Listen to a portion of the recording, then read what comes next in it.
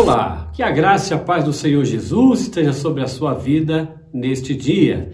Eu sou o pastor Arlindo e tenho a palavra do coração de Deus para o seu coração. Hoje eu quero falar sobre a dura e necessária tarefa de cavar poços. Esta é a primeira parte. Quero ler com vocês em Gênesis capítulo 26, do verso 17 ao 21. Ok? Vamos estar lendo esta palavra. Diz assim: Então Isaque foi-se dali e fez o seu assento no vale de Gerar, e habitou lá. E tornou Isaque e cavou os poços de água que cavaram nos dias de Abraão, seu pai, e que os filisteus taparam depois da morte de Abraão, e chamou-os pelos nomes que os chamara seu pai. Cavaram, pois, os servos de Isaque naquele vale e acharam ali um poço de águas vivas. E os pastores de Gerar porfiaram com os pastores de Isaque, dizendo: Esta água é nossa. Por isso chamou o nome daquele poço Ezeque, porque contenderam com ele. Então cavaram outro poço e também porfiaram por ele. Por isso chamou o seu nome de Sitna. Muito bem. Olhando para esse texto, notamos que há pessoas que não querem de jeito nenhum o bem das outras pessoas, o bem do seu próximo. Eu não sei se por inveja daquilo que Abraão conquistou, ou se por causa da morte de Abraão, aquela aliança que havia entre os filisteus ali, mediante o rei Abimeleque e Abraão, ela acabou por causa da morte de Abraão, ou se por inveja agora de Isaque, eles resolveram tapar aqueles poços que foram cavados por Abraão e que Isaque novamente os abriu.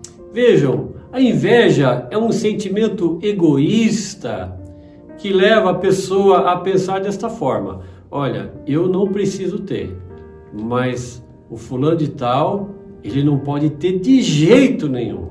Então, esse sentimento talvez havia no coração dos filisteus, porque eles não queriam que Isaque, assim como Abraão, prosperasse na terra deles, que eles consideravam terra deles, mas que era a terra da promessa que Deus havia dado a Abraão.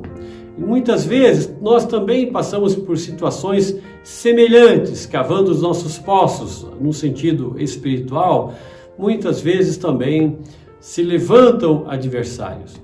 Quando Isaque cavou o primeiro poço naquele lugar, ele achou ali águas vivas, ou seja, uma água limpa, uma água pura, talvez uma nascente. E os pastores de Gerar então contenderam, disseram: não, essa água é nossa. Então Isaque chamou aquele poço de Ezeque. Ezeque, que quer dizer contenda, está ali no verso 20. Uma coisa que vejo na palavra de Deus é que não vale a pena a gente contender. Não vale. O Evangelho de Mateus, lá no seu capítulo 12, verso 19, faz uma referência a uma profecia do profeta Isaías a respeito do Messias, lá em Isaías 42, verso 2, dizendo ali que o Messias, Jesus, não contenderia, ou seja, não entraria numa briga, numa contenda por seus direitos. O apóstolo Paulo, quando ele aconselha o jovem pastor Timóteo, ali na sua segunda carta a Timóteo, no capítulo 2, verso 24, ele diz ali que ao servo do Senhor não convém contender, mas sim ser manso para com todos, apto para ensinar e sofredor. Mas será que esta orientação é somente para os pastores e líderes da igreja? Acredito que não. Está falando do servo do Senhor. Você é servo do Senhor? Você é serva do Senhor? Então, para você também não compensa, não é aconselhável que a gente entre em contenda, em confusão. Então não devemos ficar procurando confusão para nós. Tem gente que adora uma confusão, um conflito, quer tirar a limpo as coisas, não quer levar desaforo para casa. Você conhece alguém assim? Talvez você seja essa pessoa. Mas olha, Isaque deixou para lá. Eu acredito que na maioria das vezes nós precisamos deixar para lá. não entrar em conflito, não entrar em confusão. E no verso 21, diz que eles cavaram também outro poço, e também porfiaram por ele. Por isso Isaac chamou aquele poço de Sitna. Sitna. Sabe o significado de Sitna? Inimizade. Olha só, inimizade. Às vezes a provocação é intensa e tudo que o diabo quer é que nós tenhamos uma inimizade com alguém. Ele quer provocar uma inimizade entre nós e alguma pessoa, às vezes até dentro da própria casa. E sabe o que Isaac fez? Novamente deixou para lá. Deixou aquele poço para lá. Vocês querem? Então fiquem com o poço. Meus amados, só podemos ser inimigos de uma pessoa ou de algumas pessoas, que são o diabo e seus demônios. Desses nós devemos ser inimigos, mas não podemos ser inimigos de pessoas.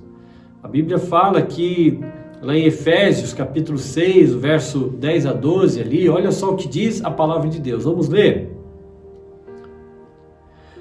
No demais, irmãos meus, fortalecei-vos no Senhor e na força do seu poder. Revesti-vos de toda a armadura de Deus, para que possais estar firmes contra as astutas ciladas do diabo. Porque não temos de lutar contra carne e sangue, mas sim contra os principados, contra as potestades, contra os príncipes das trevas deste século, contra as hostes espirituais da maldade nos lugares celestiais. Vejam, está falando aí nesse texto, o apóstolo Paulo, que a nossa luta não é contra as pessoas. Carne e sangue está falando de pessoas. Nossa luta é contra Satanás e seus demônios. E para completar, Jesus disse lá em Mateus capítulo 5, 44, ele falando ali, olha, eu porém vos digo, amai os vossos inimigos e orai pelos que vos perseguem. Que dureza, né?